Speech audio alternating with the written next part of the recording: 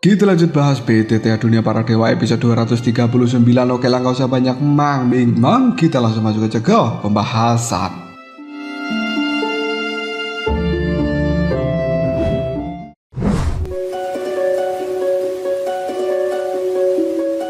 Gerimis tipis mulai turun di luar lubang cacing. Butiran hujan membersihkan debu yang telah berterbangan, sekaligus membawa ketenangan sesaat di tengah ketegangan yang telah menyelimuti. Namun bagi Soyen, hujan ini justru menjadi pertanda dimulainya perburuan berikutnya. Seperti yang telah diperkirakannya, tidak ada seorang pun yang menyadari kemunculan dari Soyen berkat token berwarna perak yang dia miliki. Kekuatan jiwa dari para pemburu balai pil ini tidak mampu mendeteksi keberadaan Soyen. Dengan tenang, Soyen melepaskan kekuatan jiwanya perlahan menyebar ke seluruh area dan tak butuh waktu yang lama baginya untuk bisa menemukan target-targetnya. 2 orang Dodi bintang 6 tahap menengah telah berjaga di sebuah persimpangan jalan, sementara 1 orang Dodi bintang 6 tahap puncak yang tak lain merupakan orang tua berambut putih bersama dengan 1 orang Dodi tahap menengah bintang 6 menjaga lubang cacing menuju platform bulan terang.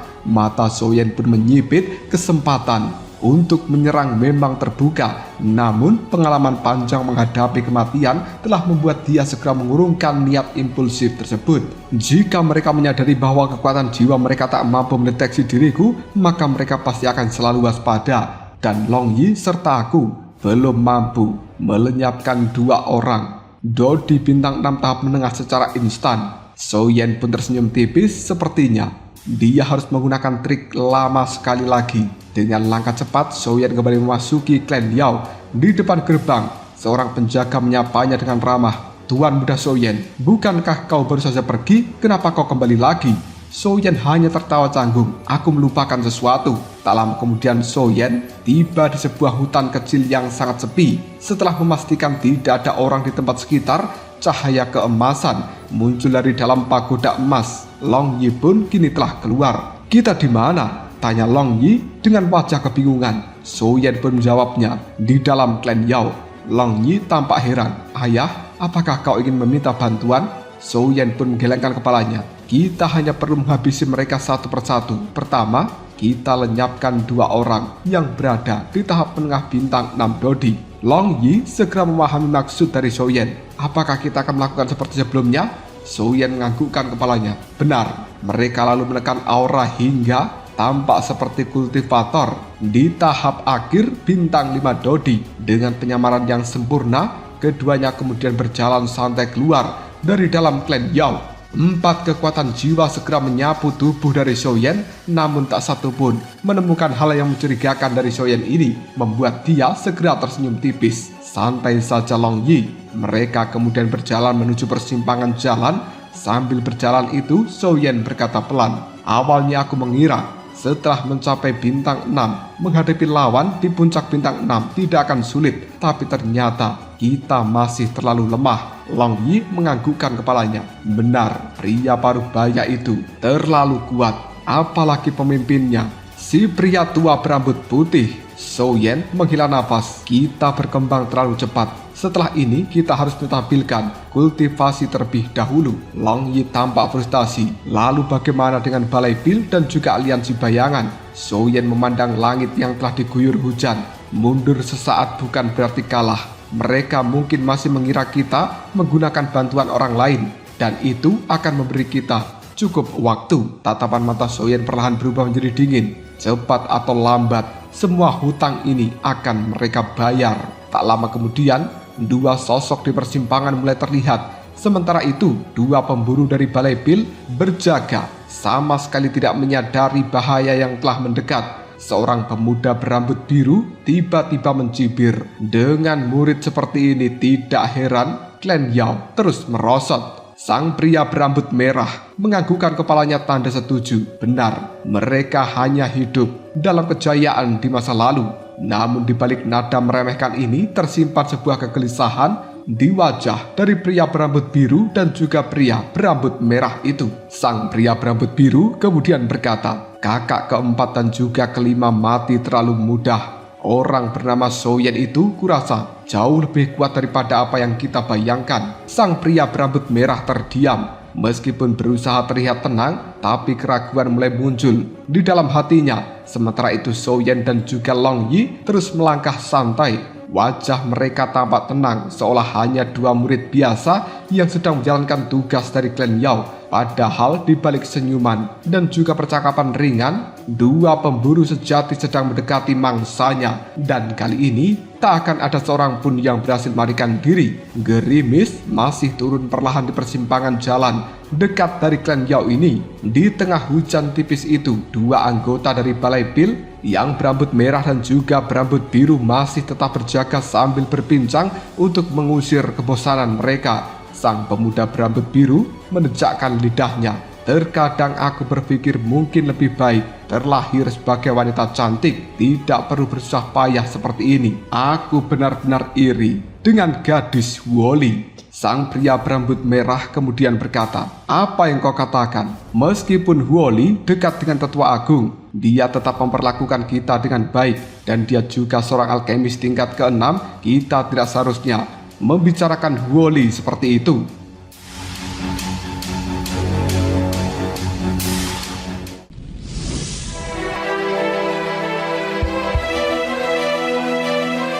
Pemuda berambut biru hanya menganggukkan kepalanya pelan. Mereka yakin suara mereka cukup pelan untuk tidak didengar siapapun. Namun mereka lupa Soyen memiliki kekuatan jiwa. Di tahap Yi, setiap kata terdengar jelas dan sebuah pikiran singkat melintas di benak mereka. Mungkin wanita bernama Woli itu bukan orang jahat, kata Soyen. Namun pemikiran seperti ini segera ditepis. Yang terpenting saat ini adalah menghabisi dua orang berambut merah dan juga berambut biru. Soyen dan juga Long Yi berjalan mendekat dengan santai, berpura-pura sebagai murid dari klan Yao yang sedang kebingungan. "Saudaraku, permisi," ujar Soyen dengan senyuman yang ramah. "Bisakah kalian menunjukkan jalan pada diriku dan juga saudaraku ini menuju kota Xiangmeng di negara kekaisaran?" Pemuda berambut biru langsung menjawab dengan nada yang sedikit sombong. "Kalian ingin menuju kota Xiangmeng?" Soyen berpura-pura terkejut.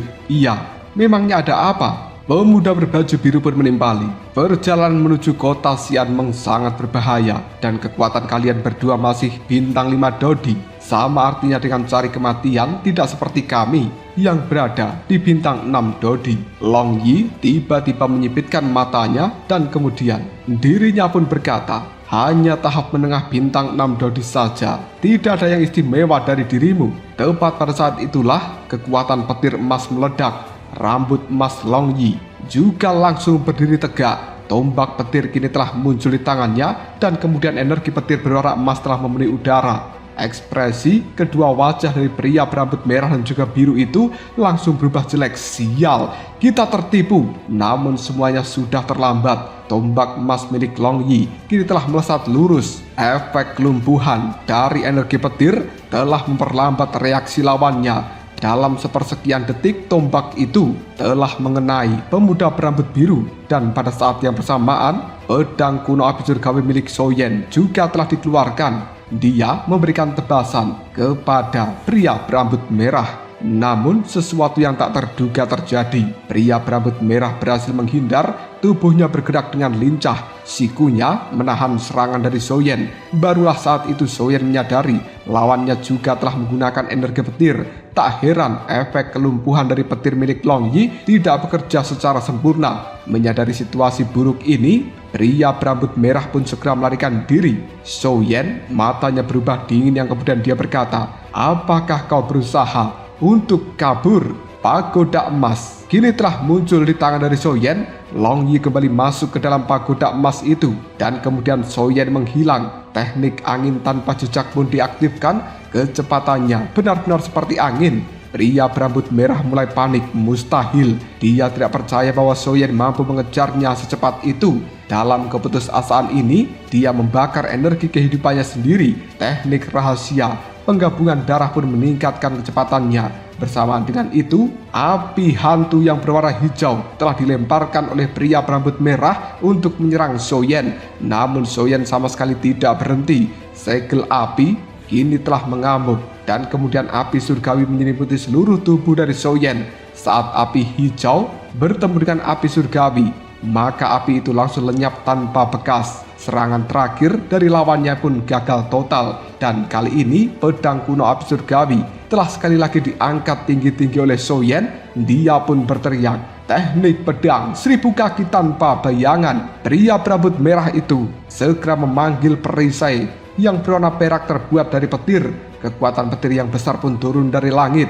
Harapan terakhirnya hanyalah bertahan sampai bala bantuan tiba. Namun Soyen tidak memberinya kesempatan. Teknik petir memenuhi tubuhnya, perisai api dan juga petir menyatu. Lalu dengan kekuatan penuh, pedang kuno api surgawi menghantam seperti sebuah meteor. Perisai berwarna perak dari pemuda berambut merah ini pun hancur berkeping-keping. Benturan dahsyat kemudian menghantam kepala dari pria berambut merah, membuat kesadarannya pun goyah. Di tengah hujan yang semakin deras ini, Soyen berdiri tegak, tatapan matanya dingin karena dia tahu perburuan ini belum berakhir dan mangsa berikutnya sudah dalam perjalanan menuju kematian. Petir dari langit menyambar tanpa ampun. Tubuh Soyen tersentak ketika kilatan cahaya itu menghantamnya secara langsung.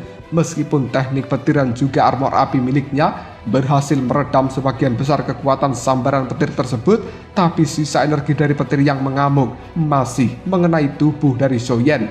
Rasa sakit yang luar biasa menjalar di setiap meridian. Soyen tidak mundur, dia pun menggertakkan giginya dan kemudian kembali mengaktifkan kekuatan dari mantra petir. Sisa energi petir yang masih berkecamuk dipaksa mengalir menuju pedang kuno api surgawi di tangannya. Dalam sekejap api ungu kemerahan telah membungkus senjata itu bercampur dengan kilatan petir yang sangat ganas berwarna biru. "Kali ini kau pasti mati." Dengan urat-urat yang menonjol di dahinya, Soyen mengayunkan pedang beratnya itu sekuat tenaga. Perisai petir dari sang pria berambut merah pun hancur berkeping-keping. Benturan mengerikan itu menghantam kepala dari pria berambut merah. Raungan terhenti seketika, tubuhnya jatuh tanpa nyawa. Semburan api surgawi sedang menghanguskan jasad dari orang ini menjadi debu.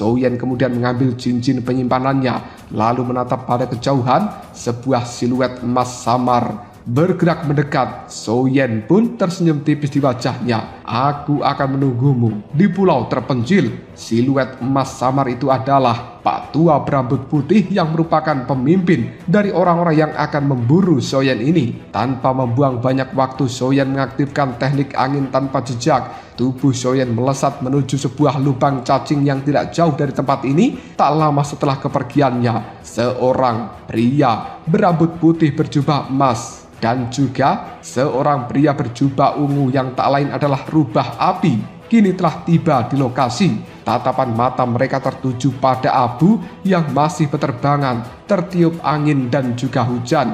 Wajah dari Rubah Api pun memucat, sementara pria berambut putih berjubah emas itu menggertakkan giginya menahan amarah. Namun perlahan dia memaksa dirinya untuk tetap tenang. Jika lawannya mampu melenyapkan 2 orang Dodi tahap menengah bintang 6, maka kekuatan tempur dari orang ini setidaknya berada di tahap akhir bintang 6 Dodi. Namun jika benar-benar memiliki kekuatan tahap puncak bintang 6 Dodi, mereka mungkin tidak akan bisa melarikan diri. Setelah mempertimbangkan semuanya, orang tua berambut putih berjubah emas ini pun segera mengambil keputusan. "Rubah Api, kau tetap di sini. Jika Soyen keluar dari dalam klan Yao sendirian, maka lenyapkan dia." Orang bernama Rubah Api itu hanya bisa menganggukkan kepalanya. Sementara pria tua berambut putih berjubah emas segera memasuki lubang cacing. Di sisi lain, Soyen sudah terlebih dahulu tiba di pulau terpencil. Dia segera menggunakan token perak dan juga meminum pil tembus pandang atau pil siluman. Tubuhnya pun menghilang sempurna di balik bayangan batu yang besar. Dalam diam, dia menunggu. Darah dari Soyen mulai bergejolak. Meski baru saja melalui sebuah pertempuran yang sengit, semangat bertarungnya justru semakin membara. Namun dia tahu bahwa dirinya tak boleh gegabah. Topeng kulit manusianya telah rusak. Jika identitasnya terbongkar terlalu cepat, maka lawannya bisa memilih melarikan diri, dan itu adalah sesuatu yang tak boleh terjadi karena jika sampai pria tua berambut putih berjubah emas ini berhasil lolos, maka Balai Pil dan juga aliansi bayangan akan mengerahkan pemburu yang jauh lebih berbahaya. Waktu berlalu, tirai cahaya dari lubang cacing mulai bergetar. Sosok pria tua berambut putih berjubah emas perlahan muncul. Namun bahkan sebelum tubuhnya terbentuk dengan sempurna, pedang-pedang angin yang tak terhitung jumlahnya telah memenuhi area sekitar. Pria itu sangat berhati-hati. Menyadari hal ini, Soyan semakin waspada setelah memastikan bahwa wanita bernama Rubah Api tidak ikut masuk. Dia akhirnya hanya tersenyum tipis. Pria berambut putih berjubah emas mulai menyelidiki seluruh pulau terpencil ini. Ketika tiba di ujung selatan, langkahnya terhenti. Di hadapannya terhampar abu sisa dari pria parubaya berjubah emas, membuat wajahnya berubah drastis. Ketakutan perlahan muncul. Bagaimana mungkin seorang Dodi tahap puncak bintang 6 yang hampir menyentuh kekuatan dari bintang 7 Dodi bisa mati di tangan seorang yang tanpa hanya berada di tahap awal bintang 6. Lalu sebuah kesimpulan muncul di dalam benak dari pria tua berambut putih ini, teknik jiwa. Dengan keyakinan itu, sang pria tua berambut putih berjubah emas pun meraung ke arah langit. "Keluar kalian! Akan kuhancurkan kalian menjadi debu." Suara gemuruh mengguncang seluruh pulau terpencil. Burung-burung langsung terbang karena panik. Dan tepat pada saat gema itu menghilang, sebuah suara tenang terdengar. "Keinginanmu akan kami kabulkan." Ledakan api surgawi telah memenuhi langit. Sosok Soyan segera melesat turun dari udara. Pedang kuno api surgawi terangkat tinggi-tinggi, dan kemudian bayangan api berwarna ungu kemerahan telah menyelimuti langit. Pertarungan terakhir pun akan dimulai. Di pulau terpencil yang telah diselimuti angin laut ini, bentrokan dahsyat pun kembali terjadi. Sungguh serangan yang ganas tapi tidak praktis. Dengan teriakan dingin, pria berambut putih berjubah emas itu pun menghentakkan kakinya ke arah tanah. Tombak emas di tangannya pun bergetar hebat sebelum akhirnya melesat seperti naga menuju ke arah Soyan. Dalam pandangannya, sebelum ratusan bayangan pedang milik Soyan itu sempat terjatuh, pria tua berambut putih ini membayangkan bahwa dia sudah bisa menghabisi seorang Soyan. Namun Soyan tetap tenang. Sang pria berambut putih itu berkata, "Hanya pertunjukan kosong. Kau tidak akan pernah bisa untuk mengalahkanku dengan serangan pedang seperti itu." Soyan pun menimpali, "Apakah ini hanya pertunjukan kosong atau tidak? Kau akan segera mengetahuinya." Dalam sekejap saja ratusan bayangan pedang yang telah memenuhi langit itu pun menghilang. Seluruh kekuatan itu dipadatkan menjadi satu serangan tunggal. 888 pedang bergabung menjadi satu tebasan mematikan, membuat wajah dari pria tua berambut putih berjubah emas langsung pucat dan berubah drastis. Sial, ini buruk. Dia segera menggenggam tombak di tangannya dengan kedua tangan. Ujung tombak berputar menciptakan pusaran angin yang sangat mengerikan, dan kali ini tombak itu tak lagi tampak seperti senjata, melainkan berubah menjadi seekor naga emas yang siap menelan mangsanya.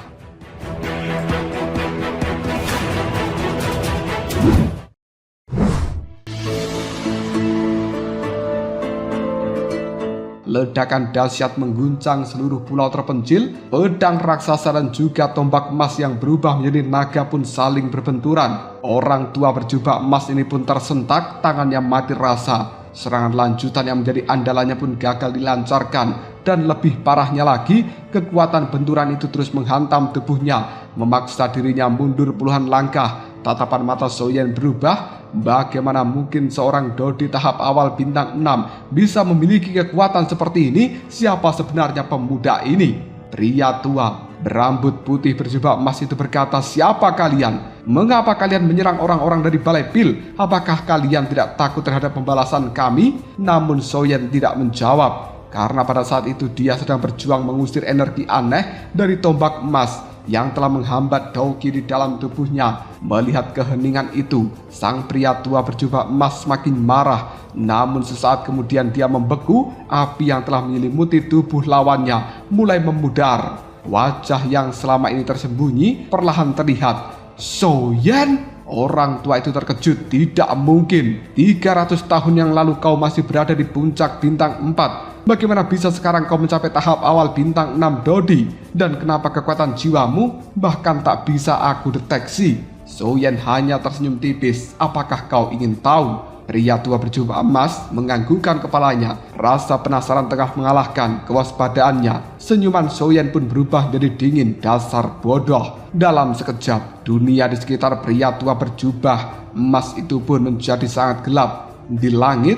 sebuah mata raksasa berwarna perak pun muncul. Di tengah suara gemuruh petir, teknik jiwa, jeritan kesakitan menggema. Kesadarannya pun terguncang hebat, dan Soyen tak menyanyiakan kesempatan itu. 1000 kaki tanpa bayangan, pedang kuno api surgawi menghantam turun seperti hukuman dari langit. Pada saat yang bersamaan cahaya emas melesat keluar. Itu adalah Long Yi yang telah muncul dengan raungan naganya. Tombak petir emas juga menusuk lurus ke arah pria tua berjubah emas ini. Namun di saat yang genting itu, pria berjubah emas berhasil memulihkan kesadarannya kembali. Cincin penyimpanannya pun berkilat. Sosok boneka ajaib muncul. Boneka dengan kekuatan Dodi bintang 6 tahap puncak. Tinju besi dari boneka itu menghentikan serangan dari Soyen, sementara Pak Tua berjubah emas kembali melancarkan serangan tombak meteor miliknya. Pusaran angin yang tak terhitung jumlahnya telah memenuhi udara. Long Yi mencoba menerobos tanpa gentar pada pusaran angin itu. Namun energi aneh dari pusaran angin telah mengganggu Doki milik Long Yi. Tubuhnya kehilangan keseimbangan. Kesempatan emas pun muncul. Tombak emas meluncur menuju dada dari Long Yi. Tepat sebelum serangan itu mengenai sasaran, armor Dewa Petir kini telah langsung otomatis melindungi tubuh dari Long Yi, yang kemudian dang! Dentangan logam pun bergema. Soyen tiba tepat waktu. Pedang berat kuno api surgawi menebas dari atas. Namun orang tua berjubah emas ini berhasil mundur sambil memanggil bonekanya kembali untuk melindungi dirinya. Dia menatap Soyen dan juga Long Yi dengan wajah muram. Soyen memiliki kekuatan yang setara dengan puncak bintang 6 Dodi. Sementara Long Yi bahkan lebih kuat secara fisik dan memiliki pertahanan yang luar biasa. Untuk pertama kalinya semenjak pertempuran dimulai, keraguan telah muncul di dalam hati orang tua berjubah emas ini. Bagaimana mungkin dia bisa mengalahkan dua monster seperti Soyen dan juga Long Yi ini?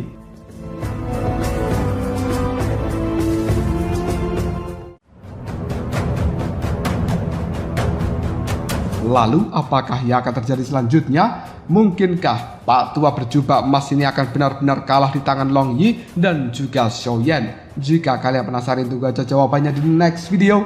Kabral Shop.